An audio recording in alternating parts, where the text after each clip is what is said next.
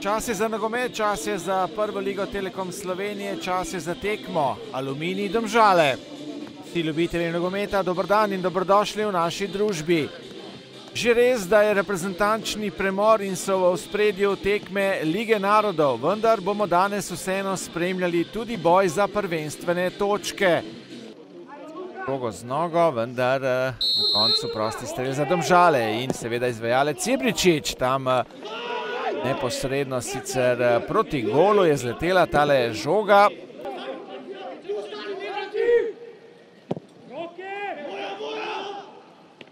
Skok zdaj Janžekoviča.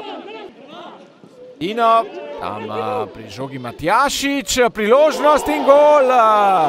Aluminij vodi z 1:0, strelec pa David Flakus Bosil.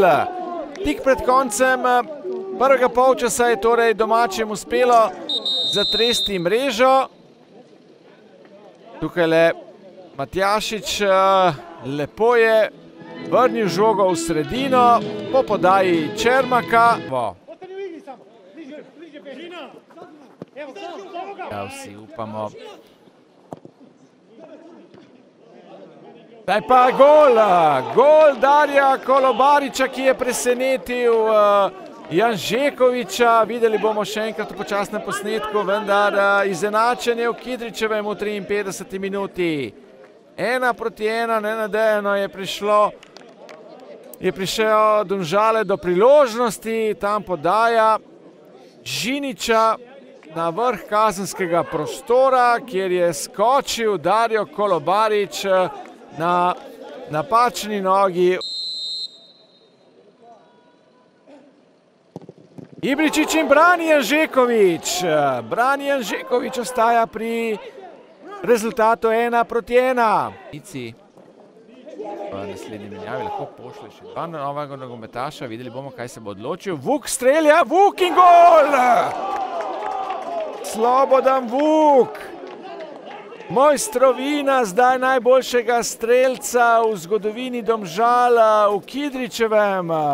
Veselje gostov, veselje rumene družine in zagotovo je, če bo ostalo pri tem rezultatu, to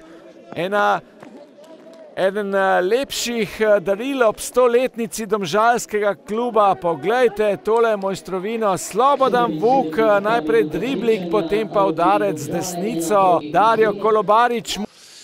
Pa ništa šta reći, poslije ovakve utakmice mogu konstatirati to da je ekipa svejedno dala sve od sebe. Dakle, bila je tu energija, bila je želja, bila je volja i to što smo radili prvo poluvreme, to nas je i nagradilo. Tako, znači, s prvim poluvremenom možemo biti jako zadovoljni.